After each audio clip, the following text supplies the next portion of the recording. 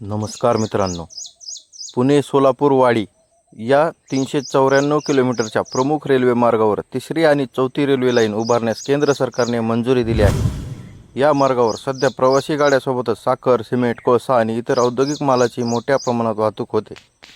त्यामुळे रेल्वे मार्गावर वाढता ताण लक्षात घेता नवीन 2 लाईन्स महत्त्वाच्या ठरणार आहेत। यासोबतच सोलापूर शहराबाहेरून स्वतंत्र रेल्वे बायपास प्रोजेक्ट प्रस्तावित आहे।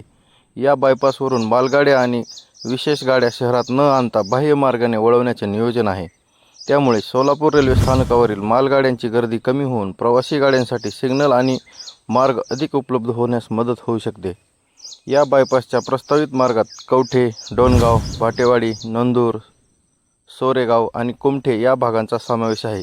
या प्रकल्पासाठी उत्तर सोलापूर, दक्षिण सोलापूर, अक्कलकोट, मोहोळ, माढा आणि करमाळा या 6 तालुक्यांमधून जमीन संपादन केली जाणार आहे। एकूण सुमारे 530.94 एकर जमीन संपादित करण्याची प्रक्रिया सुरू आहे। या रेल्वे बायपाससाठी सुमारे 15,000 कोटीपेक्षा अधिक खर्च अपेक्षित असल्याचे सांगितले जात आहे।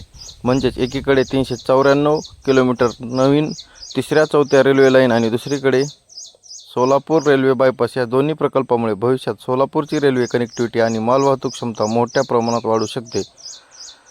आता जमीन संपादनानंतर प्रत्यक्ष कामाला कधी सुरुवात होते हे पाहणे महत्त्वाचे ठरणार आहे। तुमच्या मते सोलापूरसाठी हा रेल्वे बायपास किती महत्त्वाचा आहे कमेंटमध्ये नक्की सांगा। आणि व्हिडिओ आवडला असल्यास आपल्या चॅनलला सबस्क्राईब करा। धन्यवाद।